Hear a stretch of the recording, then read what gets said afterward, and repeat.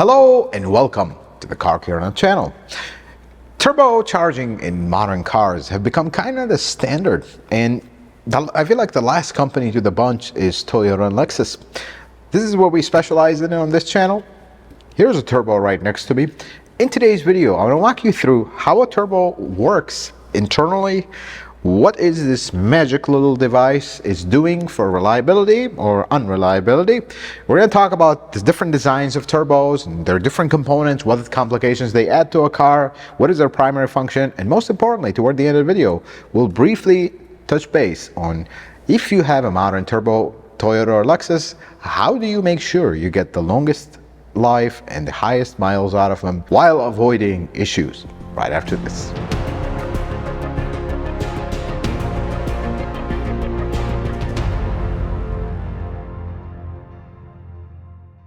Well, let's start with the very basics, and we're going to follow a theme of the channel. We're going to keep things simple because they're actually a lot more complicated. So, what is turbocharging? Before we get into it, let's briefly touch base on how an gasoline engine works. You have gasoline, you have air, which has oxygen, and you have compression and an ignition source, which is a spark plug. Very simple theory. The more air and fuel or oxygen and fuel you put in the engine, the bigger the combustion will be and the more power you'll make. Simple theory. Adding more fuel is extremely simple with modern cars. You just increase the time that injector is open and spraying. You have all kinds of fuel. You can spray all the amount of fuel you want. But how do you force an engine to pull more air in? Because engines will only breathe as much air as they can, and that's it. That's the term called naturally aspirated. It's the stroke of the cylinder, of the piston going down that's going to create that suction effect, and it's going to pull air in. It's only going to pull as much air as it can, and that's it. You can't force more air in. And that's where forced induction comes about.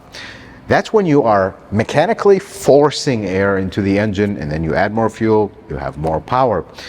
Forced induction can happen in two ways: supercharging or turbocharging.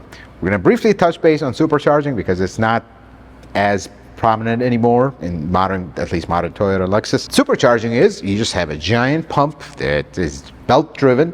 As soon as you rev your engine up, it's going to create air and push it down in the throttle body, and we have more air. But turbocharging, is what's becoming a lot more common in Toyota and Lexus today, is very different than that. This is a turbocharger. Let us first talk about what this magical device does. This is connected to the exhaust of the car, and as the exhaust gases come out, they're going to turn one side of the turbo, which is the exhaust side. That in turn is going to, through a shaft that's connected, it's going to turn another fin in the intake side. That's going to start compressing air. It's literally like an air compressor. It's going to start compressing air and sending it into the engine. The more exhaust gases you have, the faster this guy will spin. More air is going into the engine. We can then add more fuel to it, and we make more power. But the idea of modern cars and turbocharging is not just about power. That's the point where most confuse this with that. See, back in the 90s when we used to have cool turbocharged cars, they were all about performance. How do you make this engine make more power? But that's not the case today. That's not the point. Emissions are the biggest thing that is the reason we're going to turbocharging. Let's dive into the basic components of a turbocharger, and then we'll talk about the intricate parts of how this thing actually works. This is a basic small turbocharger. This particular one happens to come out of a Lexus NX200T. By the way, if you did not know that, for reasons unknown to me, Toyota makes their own turbos. They don't subcontract to another turbo manufacturer. They should, I think, but they don't. They make their own turbos in-house. It's just how the case is, at least as of 2024. So the turbo has two sections. You have the hot side, or the exhaust side, and then you have the side that is actually pushing the air into the engine. This side, the hot side, if I spin it, This is where the exhaust gases are going into the turbo, spinning. You can't see it on camera, but I'll put a short video here, spinning that little impeller. Now that impeller is connected mechanically to the other side, which is the more important side, because this is the side that's going to start compressing the air through here into the intake, into the engine. Now here's the first problem. I can imagine the first examples of turbocharging with gasoline engines. Here's the first problem we run to. Things kind of progress technology-wise as we run into problems and we find solutions for them. So wait a second. You're driving at 2,000 RPM, going on a long road trip. You're producing X amount of exhaust gases. Well, what if you all of a sudden rev it to 6,000 RPM? Are we just gonna let this thing just spin out of proportion and we have no way to control it? What about when you all of a sudden just push the gas hard and you create a lot of exhaust gases? Is this thing just going to keep spinning into infinity and overcharging the engine with air, and all of a sudden it's like, okay, this is way too much? That's actually not how this works. And that's when the first vital component to a turbo operation came about, the wastegate. The name is interesting because you are literally controlling the exhaust gases that come out of the engine by wasting them. So the idea here is we only want this turbo to create X amount of pressure at the given time. And this is where computer control is just beautiful, especially in the modern times. It can precisely control how much pressure are we producing out of this turbo at any given RPM or load. So let's say you're driving on the highway and we're cruising along. Well, do I really need to have my turbo spinning all this time when I'm not really demanding power or anything? No. So here's what's going to happen. There's a little door here that all that door is going to do is not going to allow all the exhaust air to just hit that wheel and turn it. It's going to allow it to escape into the exhaust and go away. Of course, just basic physics, I'm not the person to ask about physics, but air will take the path of least resistance. It's not going to start going straight at that turbine that needs to turn. It's going to turn and go out of the exhaust because it's free flowing. And it's not going to turn. It's going to still turn it a little bit, but it's not enough to generate pressure. And we're going to keep cruising that way. Then all of a sudden you demand acceleration. It's going to close that flap. And now we're turning it and we're creating boosts and we are going. This is the basic principle of wastegate. But there is a much bigger problem with turbos. This is the next problem they ran into. What about the pressure we are creating? You're driving and you are creating pressure in the turbo. You have 5 psi, 7 psi, whatever the case may be. And then all of a sudden you let go of the gas immediately. The throttle body will just completely close immediately. What about the pressure that is already in the pipes? Is it just going to sit there waiting? Here's what it's actually going to do. That impeller that is turning, creating that pressure, all of a sudden that pressure will back up and it'll bring it to a complete stop, potentially completely destroying it. So here's what they do. Bypass valve, or more in the street language, blow-off valve, BOV, the coolest sound in the world you hear from the cool 90s kids every time the turbo car comes around. The whoosh. That is the excess pressure being released. So you would not abruptly stop this turbo from turning because you close the throttle plate and now that air has nowhere to go. Now here is the coolest thing.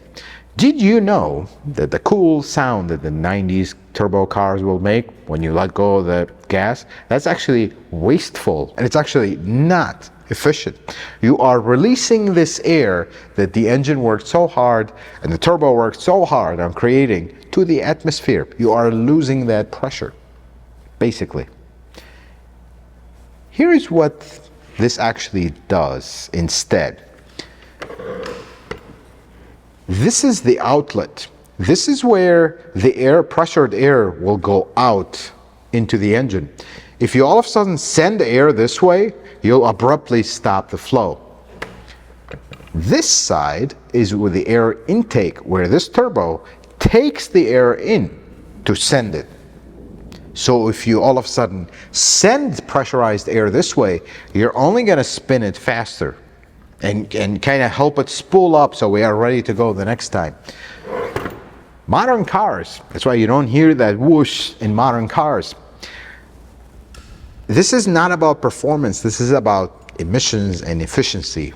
They're going to take that air, the bypass valve will take that air from this area, spin it around and bring it this way. So we are not wasting this charge that we created by dumping into the atmosphere and making every 90s and 2000s kid smile with that big whoosh. That's what happens. Plus, in mass airflow cars, which this is actually a mass airflow car, that air is a metered air. We're not going to get too much into it, but that air was accounted for because that's how the computer knows how much air are we sending so we can match it with fuel and we can go. But when we lose this air to the atmosphere, the computer has no idea how much air did we lose, what's going on. So instead, we're just going to recycle it back here. So that is a bypass valve. You will hear that term, or BOV, or blow-off valve, whatever you want to hear it, that cool whoosh sound. That's what that is actually. So let's talk briefly about the kind of the different designs of turbos and how they are, some of the terms you're going to hear. First one is, some cars will have single turbo, some cars will have twin turbo, and unless you drive a Bugatti Veyron that has 4, that's about where that ends. You're either going to have a single or twin. So the reason they'll have single or twin varies. If you have an inline 4, inline 6, you can have both, but if you have a V6 or a V8, although that doesn't exist much, you will kind of have to have 2 to keep it balanced. One for this bank, one for this bank, and we're good. They're not connected, they're not together. Each one is working individually. But in the case of 4 cylinders or inline 6, you can actually have a single or a twin, and the reason for that is the biggest problem with turbos is something called turbo lag. And what that means is you're driving slowly. This turbo is creating 0 pressure. You all of a sudden accelerate hard. Well, it's going to take this turbo a little bit of a while to spool up, spin, create the pressure. That pressure makes it in so we can start going faster. That's called turbo lag, and it's very noticeable in older cars. But here are some ways that modern cars were able to get around the lag and make it almost unnoticeable. Still noticeable if you're really paying attention to it, but for most average Joe driving a car and not thinking about it, you're not going to notice it. The first thing is you're going to hear the term single scroll and twin scroll turbos. What that means is, do you see how this has 2 openings? This is the exhaust side. This is where the exhaust gases go in and spool that turbo. Well, do you notice how there's 2 openings? This is out of a 4-cylinder. 2 cylinders will go in one and the other 2 will go in the other. And the idea here is you're not going to have the pulses of the engine, because when the engine is ending its power stroke and it's going to start the exhaust stroke, it's going to start pushing that air, which is going to come out and turn this, but other cylinders will not be in the same location of the combustion cycle. So you're going to have pulses. By having these 2, you're going to direct these pulses to maximize the way you are spinning the exhaust. You're not going to have it spinning, then it stops, then it's spinning and it stops. That's how you create the turbo lag. It's going to take it a while to spool up, while if you're directing the pressure direct through 2 scrolls, you're actually going to reduce the lag. It's going to run much more efficiently because it's going to spool up faster and slow down faster.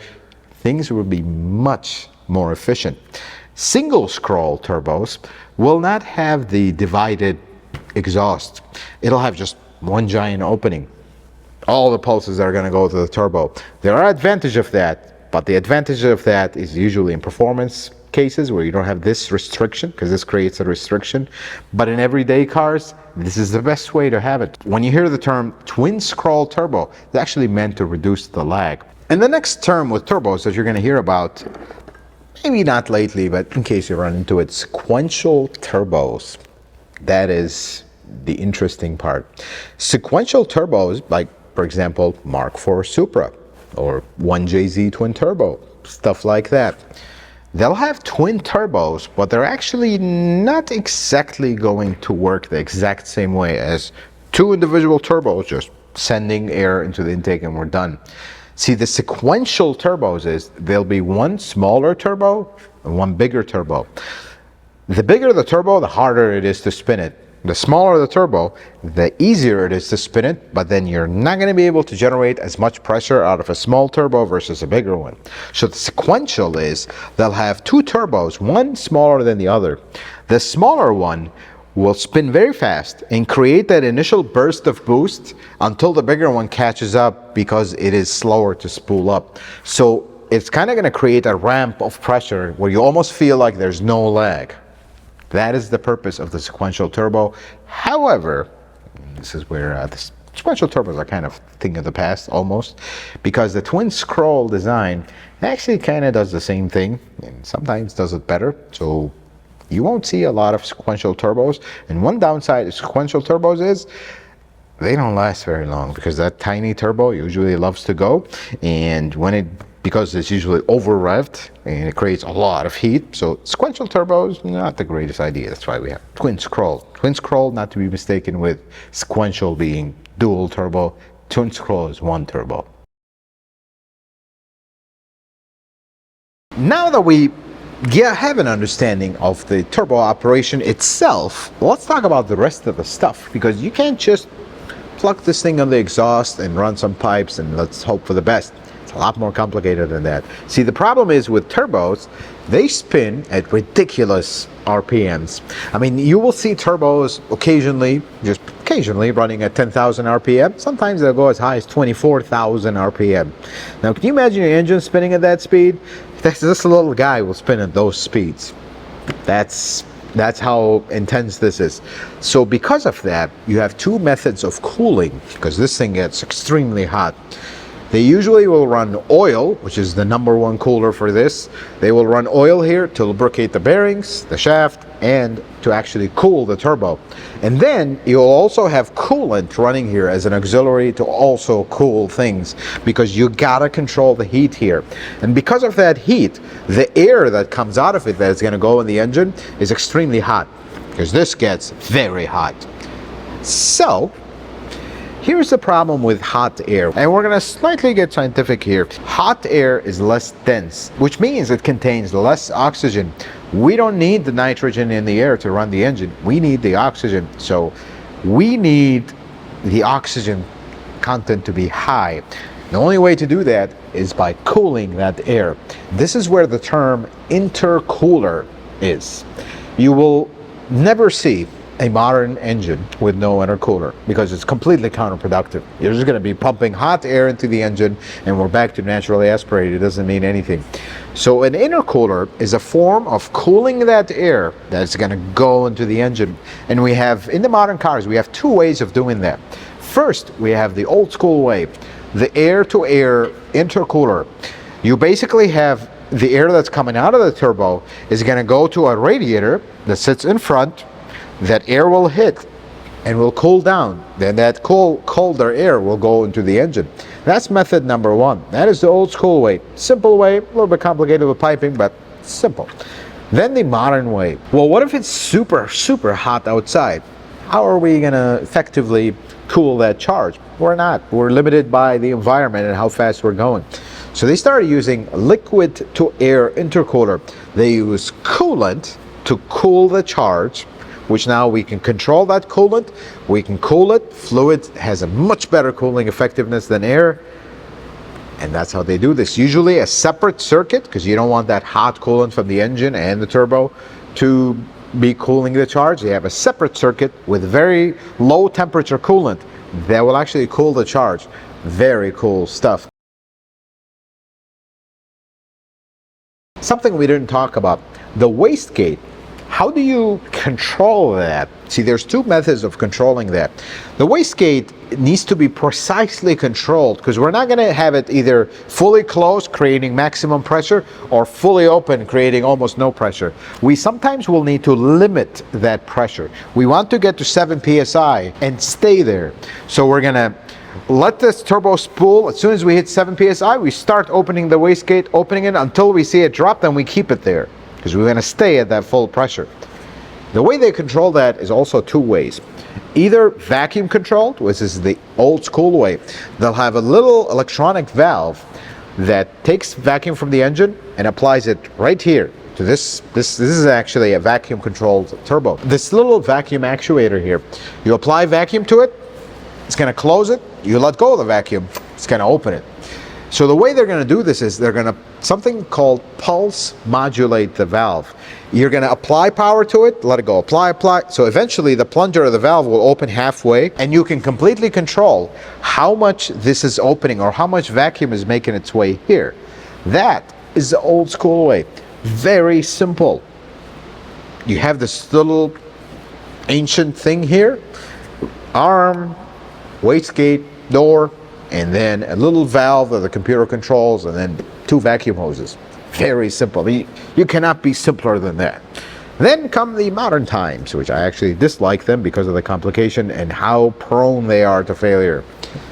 Actuator, electronic, a little motor that moves this arm. Now you have more precise control at any given time because you can put this wastegate at any position you want instantly because your computer controlling it direct.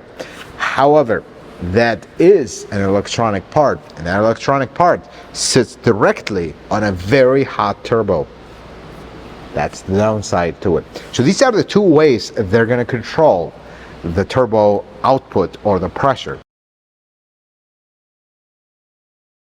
So why are turbos all of a sudden in regular everyday cars, not in performance cars? Nobody complained about them in performance cars, but right now we have them in almost every single car out there. Normal everyday economy cars. What's going on? Here's what's going on. Emission standards, folks. You can no longer have a giant V8 that is naturally aspirated meet emission standards. But how do the manufacturers get the best of both worlds? Deliver you the power level when you need it of a bigger engine, but the efficiency of a smaller engine. Just like there is no replacement for displacement when it comes to power with big engines, there is no replacement for smaller engine when it comes to emissions. 8 cylinders means 8 combustion cycles will create more emissions than 4 and 3. That's just how this works. You have less combustion happening, therefore there is less emissions coming out of the pipe. There's no way around that. That's the bottom line of that. So here's what they decided to do. Well, we're going to make this engine that has a turbo, but this turbo is actually not spinning all day long. When you cruise or you're stopped at a traffic light, this is when you are producing the most emissions, is when you're stopped, by the way, because you have all these cars idling and stopped. At least when you're moving, things are kind of moving. We don't have this giant V8 that is gurgling at idle and you're creating all these emissions. You can have a tiny little engine that is not being pushed, that is creating very little emissions. But when you accelerate and you need the power, you have a lot of people in the car, a lot of luggage, in case of trucks or bigger cars, vans, you need the motive power. The turbocharger will give you that power. But then when you're cruising, you're actually not using this at all. Just cruising at a steady speed, this is not doing anything. Because it is very easy for a tiny engine to maintain you at a specific speed, and we just keep going all day long. But the V8 will create higher emissions, even if it's just steady cruising versus a 4-cylinder engine or a 6-cylinder engine. Just simple limitations. So with the use of turbochargers in modern cars, they're able to give you the best of both worlds. We're going to meet the emission standards, but at the same time, we give you a car that is not a slouch, that doesn't want to go anywhere. It is still powerful. And with that come some downsides you really got to know about. The problems with turbos are very interesting, and let's dive into the main thing that causes problems with turbo engines. See, granted that the design of the engine is well and the turbo design is well and we're not using cheapo parts, if everything else is well, here's what turbos add problem-wise. The number one destroyer of gasoline engines is heat. Nothing else. Heat and high pressure is what destroys engines. This little guy right here creates both. And that is the problem with turbos. This is where there's a fine line between good or not good with turbos. And you gotta, as a turbo engine owner, you need to walk that line and make your decision. Yes, would it be great to have a naturally aspirated engine that runs forever and ever? Sure. Well, what about emissions? We also gotta think of that. That's a regulation by the government, gotta play by the rules. Turbochargers create a lot of heat. But the reality of turbochargers are, if you play it smart, you're actually not going to create the heat that they generally make. Because do you really need to spool this turbo up all the time? You notice turbo engine cars, they have a turbo gauge or a boost gauge or a pressure gauge, whatever you want to call it. Why do you think they have that? For the cool 90s kids to see it going up to the sky and coming down? Not really. The reason it's there is for you, the driver, to use it as an indicator. Do you really need to push this engine to its limit to have this turbo spooling up all the time at full pressure? If you want this turbo to last long, you can make it last long. Just don't push it. That's the simplest advice I'll give you. Watch the turbo gauge. Instead of taking off very rapidly from a stop every single time unnecessarily, well, don't do that. Don't spool the turbo high, because if you don't spin this, it's not going to generate heat, and if you don't spin this, it's not going to generate pressure. That's the number one thing. But the second thing is, what if you tow with your car? You have a truck that has a turbo. What if you are a busy person with a family, you're always in a rush? I understand you're not going to stop your life for a car now. Here's what you can do to actually help the case of this turbo. Heat. The number one casualty of heat is the oil quality. Many will disagree. We're not going to get into the oil conversation right now, but change the oil. That's the number one thing. Change that oil as often as you can. And the number one concern I have about this is the unbelievable amount of resistance to changing oil more frequently. I mean, there was a time, everybody, at the same time that people say that, they say, we wish we were back in the good old days where cars are more reliable and they're simpler. But you know what? There's one thing people never say. When cars were simpler and more reliable, people had no problem changing that oil every 3,000 miles. The people had no problem spending a small fortune doing spark plugs and wires and time and belt and this and that every 30, 60,000 miles. They had no problem doing that. Today, we are arguing about oil changes. That's the problem. When we have things like this, it's inevitable that something will go south because we're going 10, 15, 20, 25,000 miles. That's a problem, folks. You gotta pick, what do you want from this car? The modern times are here. Almost every single car out there now has a turbo. So what are we gonna do? You gotta take care of it. You gotta decrease your intervals. You gotta check your oil level. Turbos love to burn oil. Turbos do burn oil. They have a seal. You heat it up enough, it's gonna start blowing some oil. That's just how these work. So maintenance is the number one thing that will make an otherwise decently engineered engine with good parts, a decent turbo that is well made, last a very long time, is in your hands. Can you see 200,000-300,000 miles out of a turbo engine? Yes, you can. But you gotta know what you're doing. You gotta maintain it.